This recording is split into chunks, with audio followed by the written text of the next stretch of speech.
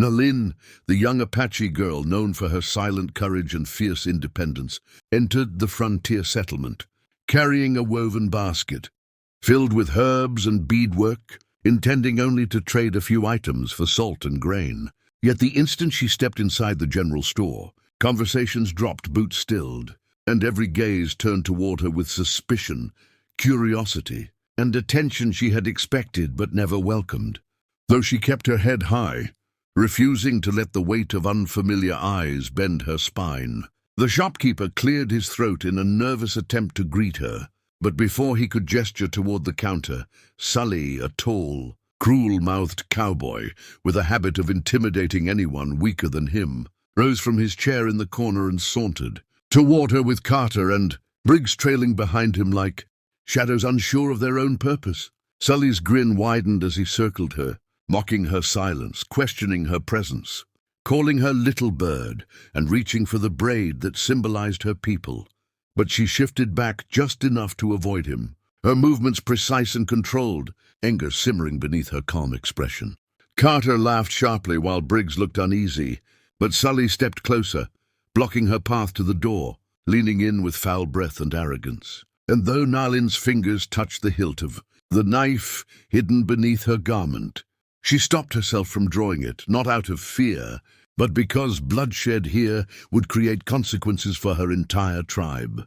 Sully's hand moved toward her again, but before he could touch her, the door of the store slammed open with a decisive force, and Elias Mercer stepped inside, a rancher known across the territory as a fair but dangerous man, the kind who spoke little but acted swiftly when pushed. His boots echoed across the wooden floor as he assessed the scene with a controlled rage that flickered behind his eyes. Then he said in a firm, unshakable tone, "She's with me."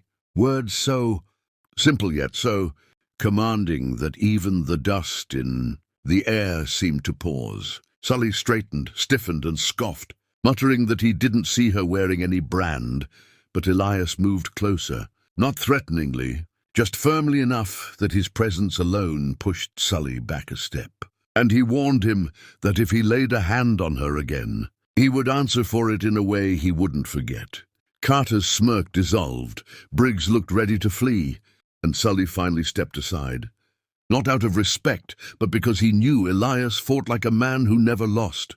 Nalin didn't speak, but her eyes held a spark of acknowledgement as Elias positioned himself near her, not possessively, simply as a shield that needed no permission. The trade was completed quickly, and when Nalin stepped outside, Elias followed a short distance, sensing Sully's wounded pride boiling behind him like a storm waiting for darkness. Nalin walked toward the open land beyond the settlement, aware that her earlier composure had protected her, but also aware that Sully was not a man who forgave humiliation, and though she neither asked for help nor expected it, she felt Elias's gaze on her back like a silent vow. As she rounded the ridge, she sensed movement in the brush, a crunch of boots, the hushed whisper of Carter's voice, and she realized Sully and his men were following, emboldened by the absence of a crowd. She sped up only slightly, not enough to show fear, and chose a narrow trail that offered cover. Behind her, Sully whispered angrily, saying no rancher could protect an Apache girl forever. Just as she prepared to defend herself alone, the sound of hooves thundered across the ridge. Elias appeared again, riding hard, his expression set in a cold fury as he dismounted before the horse even fully stopped, storming between Nalin and the three men. Sully's bravado faltered, for Elias's presence in the open, away from witnesses, meant he wasn't there to talk. "Turn around," Elias said, his voice low but sharp as steel. "Before this becomes the last mistake you make." Carter swallowed visibly.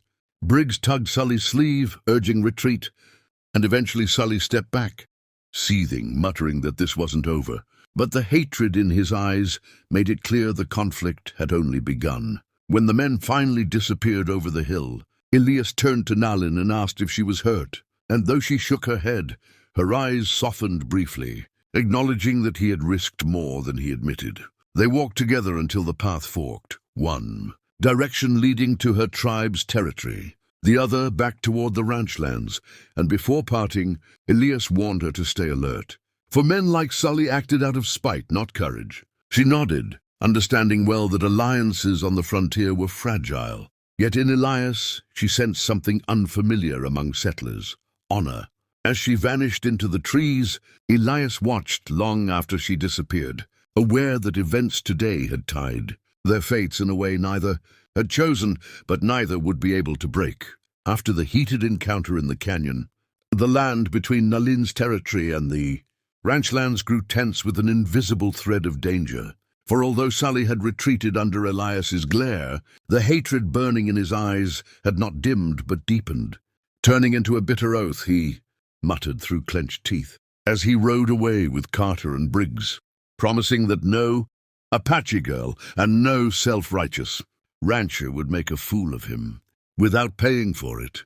And as the sun dipped behind the ridges that evening, he gathered in the dim barn with Carter whispering encouragement and Briggs pacing nervously, all three discussing how to reclaim the pride Elias had crushed.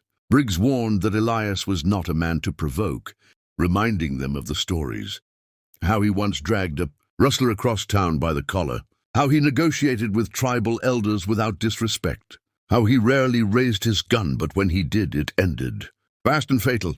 Yet Sully, blinded by wounded ego, insisted that the only way to regain their standing was to strike where Elias wouldn't expect, meaning the Apache girl who had somehow become the spark of his rage.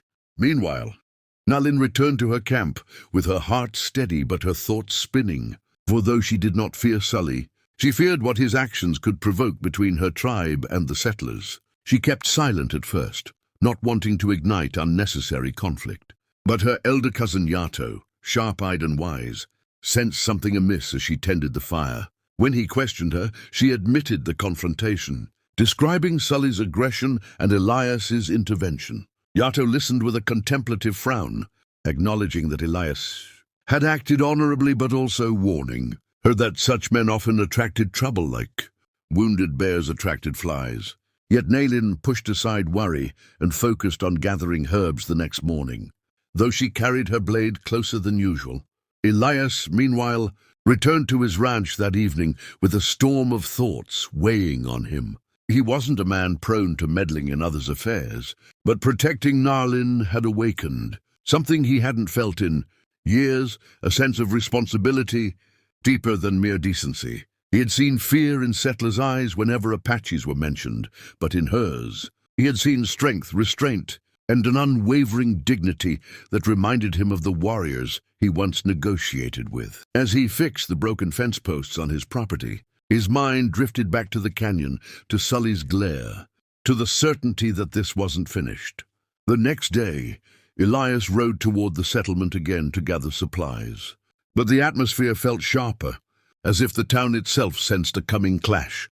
The shopkeeper pulled him aside, whispering that Sully had been asking about Elias's routine, muttering threats under his breath. And Elias felt a heaviness in his chest, anger not for himself, but for the girl who barely knew him, yet somehow had become targeted by men too cowardly to face their own failures. He mounted his horse again, heading not toward home, but toward the trail leading to Apache territory, determined to warn Nalin's people that Sully's bitterness might spill beyond the settlement.